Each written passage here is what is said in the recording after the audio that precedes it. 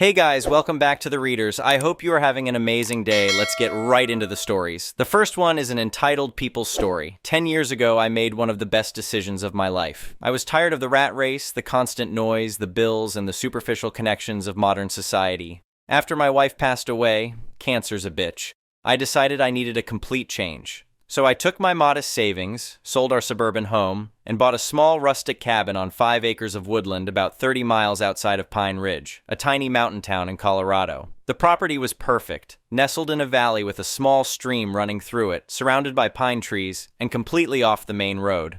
No neighbors for at least a mile in any direction. The cabin itself was basic but solid. 2 bedrooms, a large living area with a wood-burning stove, and a small kitchen with a propane refrigerator. No electricity lines, no municipal water, no sewage. Exactly what I wanted. I spent the first year making the place self-sufficient. I installed solar panels and a small wind turbine for electricity, dug a well for water, and set up a composting toilet system. I grew vegetables in a small greenhouse I built myself and learned to hunt and fish. My pantry was always stocked with canned goods, rice, and dried beans for the harsh winters. For the first time in my life, I felt truly free. My only connections to the outside world were my monthly trips into Pine Ridge for supplies I couldn't produce myself, occasional letters from my daughter who lived across the country, and a battery-powered radio I used to get weather forecasts and news.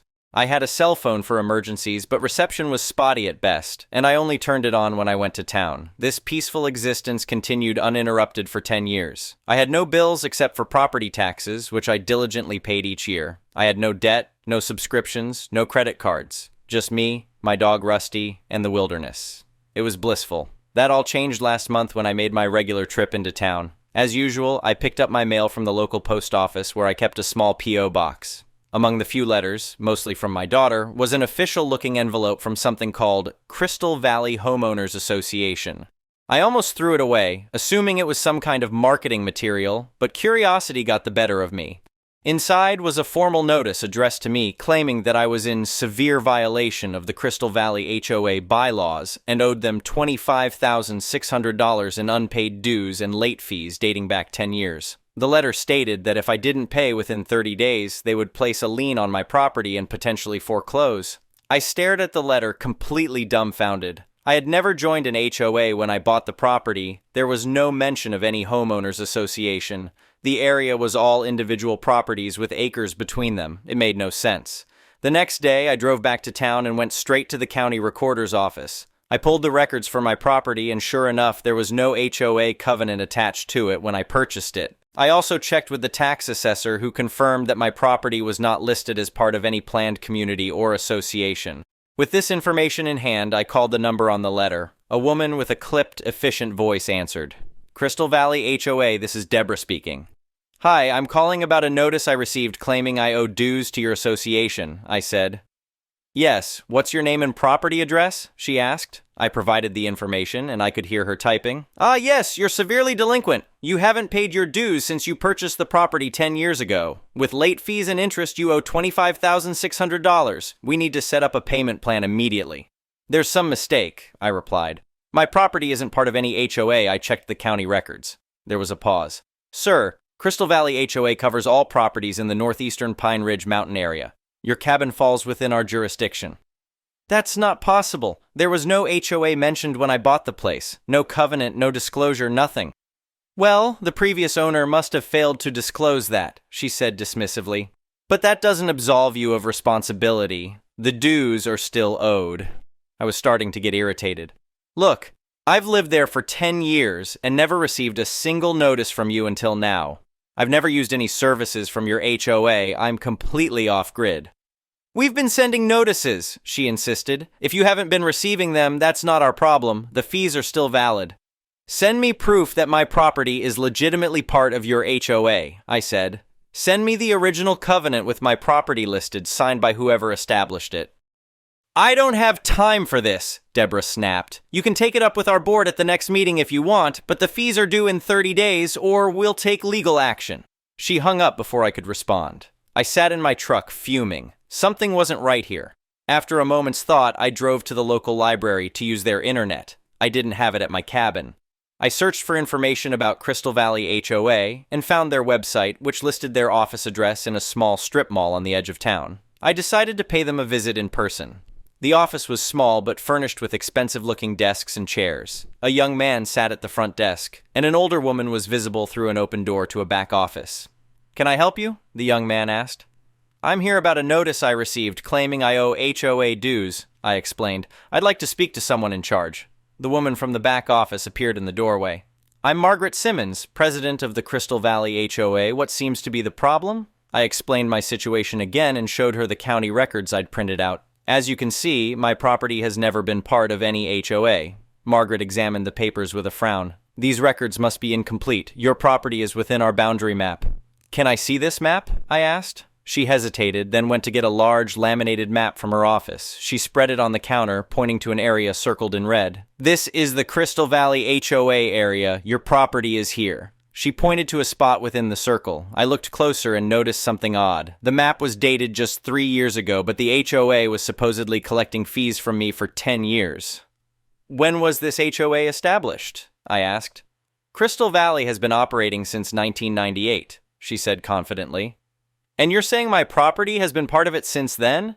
"Correct." "Then why did I only start receiving notices now, after 10 years of living there?" Margaret's expression tightened. "As we explained in our letter, we've been sending notices all along. It's not our fault if you choose to live like a hermit and don't collect your mail regularly." "I collect my mail every month," I countered. "Never got a single notice until now, and my property deed has no mention of any HOA covenant or restriction." "Listen," Margaret said, her tone becoming condescending. "This happens sometimes with remote properties. But the fact remains that you're within our boundary and you owe these fees. We can work out a payment plan if the lump sum is too difficult for you." I was about to argue further when another thought occurred to me. "What services does your HOA provide to my property?" This seemed to catch her off guard. "We maintain the community standards, manage the roads, and provide security patrols." I almost laughed. "I'm miles from the nearest neighbor. I've never seen any road maintenance on my access road. I do it myself. And I've certainly never seen any security patrols." Margaret's face flushed. "The fees cover administrative costs as well." "For services I've never received or agreed to," I said. "I'm not paying." "Then we'll have no choice but to place a lien on your property and potentially foreclose," she threatened. "Go ahead and try," I replied, gathering my papers. "But I suggest you talk to your lawyer first. I have a feeling they'll tell you you're on shaky ground." As I turned to leave, Margaret called after me. "You have until the end of the month to pay or face the consequences." I spent the drive back to my cabin thinking hard. Something about this whole situation felt off. The timing of the notice, the boundary map dated years after I moved in, the fact that I'd never received any previous communication from them, it smelled like a scam. The next day I drove back to town, 3 trips in 1 week, a new record for me, and went to see a lawyer. Paul Davidson was recommended by the librarian as someone who knew property law and had dealt with HOA issues before. Paul's office was modest but professional. After listening to my story and examining my paperwork, he leaned back in his chair with a thoughtful expression. "This is interesting," he said. "Based on what you've shown me, I don't see how your property could legitimately be part of this HOA. There's no covenant in your deed, no easement, nothing. And the fact that they're only contacting you now after 10 years is highly suspicious. So what do?" I asked. "First, we send them a formal letter demanding proof that your property is legally part of their association. We'll request all founding documents, boundary establishment records, and proof of any notices they claim to have sent you over the past decade. And if they can't provide that," Paul smiled, "then we fight. But let's see what they come back with first." He drafted the letter while I waited, and I mailed it that same day with delivery confirmation. Then I returned to my cabin to wait. A week later, I got a call from Paul on my cell phone when I was in town. I received a response from Crystal Valley HOA. He said, "It's interesting.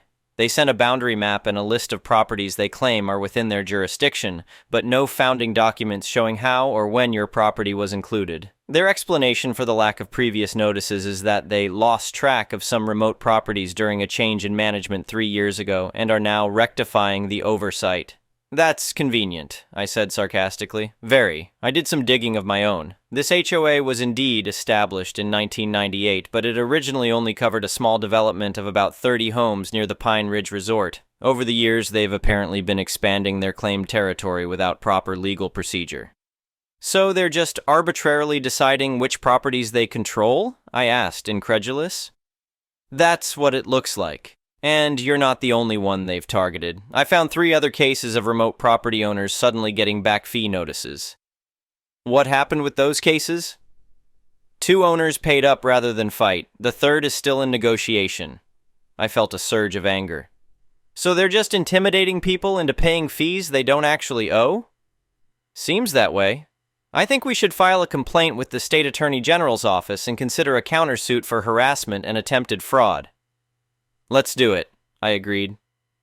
Over the next few weeks, Paul and I built our case. We gathered statements from other property owners who had received similar notices, documented the lack of services provided to my property, and compiled evidence showing the HOA gradual, unauthorized expansion of their claimed territory. When the 30-day deadline passed, Crystal Valley HOA filed a lien against my property as threatened. We immediately filed our countersuit, along with a motion to remove the fraudulent lien. The court date was set for 3 weeks later. During that time, I received several intimidating phone calls from Margaret, which I recorded. Colorado is a one-party consent state for recording conversations. In one particularly damning call, she said, "Just pay up and this will all go away. Fighting us will cost you more in the end. We have lawyers on retainer and we do this all the time." On the day of the hearing, I put on the only suit I owned, a bit dusty from lack of use, and met Paul at the courthouse. Margaret and 2 other HOA board members were there with their attorney, a slick-looking guy in an expensive suit who barely glanced at me. When our case was called, their lawyer presented their argument first. My property fell within the geographical boundaries of Crystal Valley, so I was obligated to pay their fees regardless of whether I received services or had been properly notified. Then it was our turn. Paul methodically dismantled their claims. 1. He presented my property deed and records showing no HOA covenant or restriction. 2. He showed how the HOA boundary map had changed over the years, expanding without proper legal procedure or notification to property owners. 3. He played the recorded phone calls demonstrating the HOA intimidation tactics. 4. He presented statements from other property owners who had been similarly targeted. 5. Finally, he showed photographs of my off-grid cabin and the rough dirt road leading to it, highlighting the complete absence of any HOA services. Your Honor, Paul concluded, this is nothing short of a predatory scheme targeting remote property owners who may not have the resources or knowledge to fight back. My client's property is not legally part of this HOA, has never received any services from them, and was never properly notified of any inclusion in their association until they decided to demand 10 years of back fees.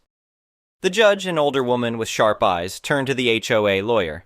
Counselor, do you have any evidence that the plaintiff's property was legally incorporated into your association with proper notice and consent? The lawyer shuffled through his papers. Your Honor, the geographical boundaries of Crystal Valley HOA have evolved over time to encompass developing areas, and sometimes administrative oversights occur.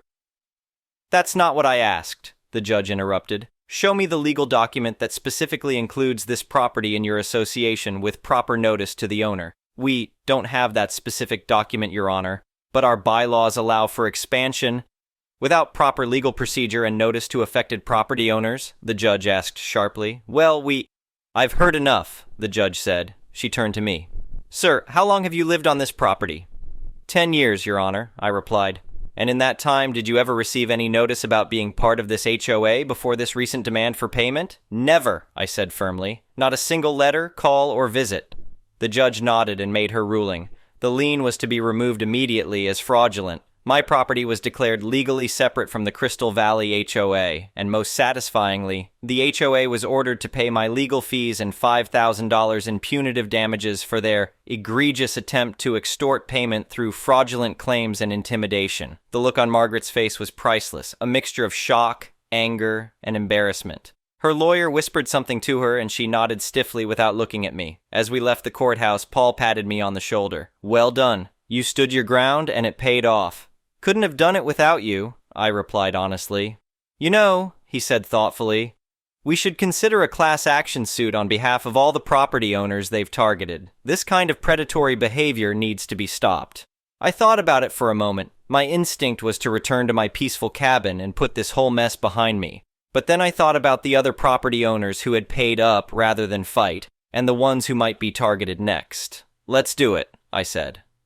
Over the next few months, Paul and I worked together to find and contact other victims of the Crystal Valley HOA expansion scheme. We found 15 properties similar to mine, remote, off-grid, or nearly so, suddenly hit with massive back fee demands despite never having agreed to join any HOA. 8 of those owners had already paid some or all of the demanded fees.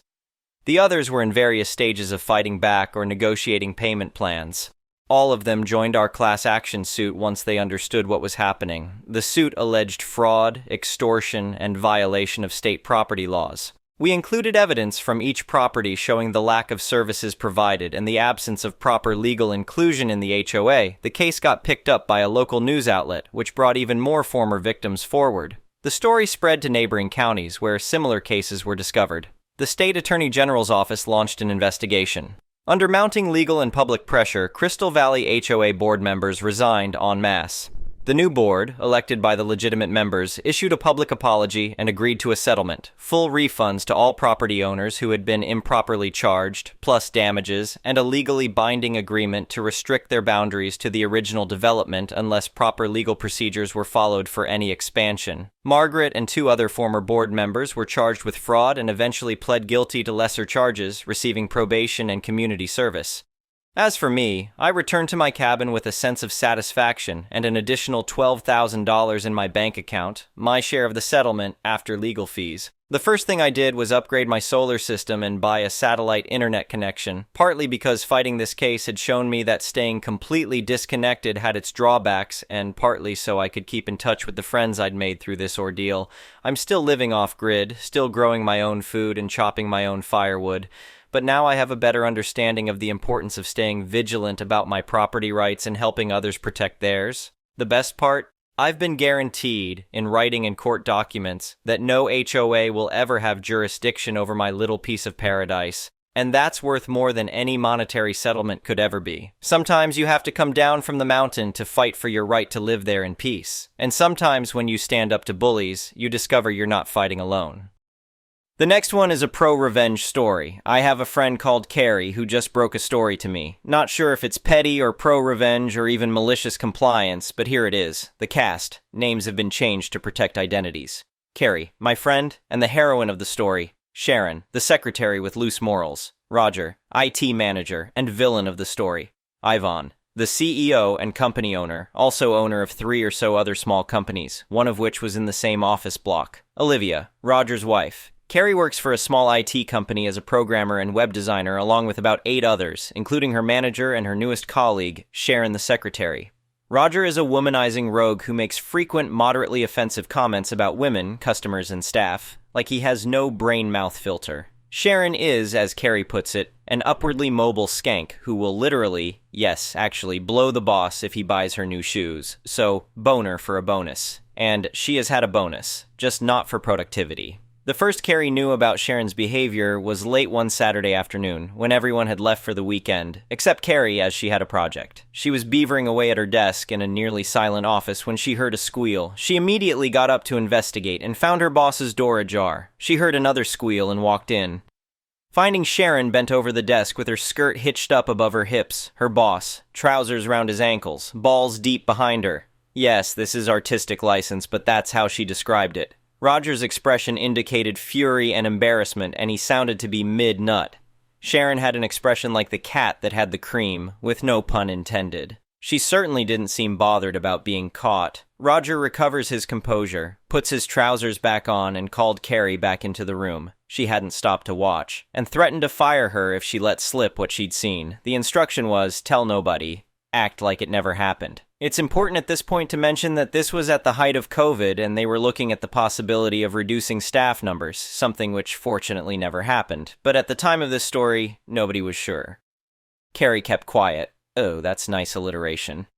Roger would occasionally remember that she knew what he was up to and would give her dirty looks, but little more was said. Sharon and Roger were still having regular sex at work, and Sharon was getting the bonuses that the team should have received. She was also receiving boners, but nobody would have felt jealous had they known. One Saturday, about 6 months after the initial shock discovery, an opportunity for revenge, and technically malicious compliance, presented itself. Olivia, Roger's wife, popped in. The staff were still there, and the office was busy and a bit noisy. Roger had excused himself to his office with Sharon early, as he knew his wife would be in later to meet him and wanted to get his end away before she arrived. She was early. Olivia was standing at Sharon's desk. Sharon was the secretary after all, and Carrie saw an opportunity. She offered to help in the absence of the secretary, and Olivia asked to see Roger. Carrie obliged. The next bit is a little vague as Carrie skipped some details, but apparently she knows how to get past the lock on his office door, like the door frame is a little too big. And that's the vague bit. Carrie was able to open the door as if it wasn't locked, and hold it open for Olivia, who walked in to see her husband screwing the secretary from behind. Olivia's eruption was one of incandescent fury, which caused Roger's excuses to melt away. He was trying to explain that it wasn't what it looked like while pulling his trousers up. Sharon, meanwhile, had tried to discreetly leave, but Olivia had turned her full wrath on Sharon's direction, so Sharon excused herself by asking Roger why he'd never told her he was married. He had actually told her, but the ruse worked. Roger stared daggers at Carrie, but she told him that she'd done as he asked. She had never told anyone, and had acted as if it had never happened, just as he'd demanded. Olivia asked what she meant, and she explained in painful detail what had been going on. With Olivia screaming blue murder at Roger, nobody heard the big boss, Ivan, arrive. He must have heard the ruckus and come to investigate. At this point, he'd heard enough from outside the office, and Carrie was asked to leave. Roger doesn't work there anymore, and neither does Sharon. Sharon was dismissed for gross misconduct, and Roger is awaiting a court date. Something about fraud or embezzlement or something. Details are sketchy here. No information about his marriage. Sorry. Carrie is still at the company, but now works as an assistant manager to a newly appointed female manager. Thank you for watching. I would really appreciate it if you could like the video and subscribe to our channel if you haven't already. We'll see you again tomorrow.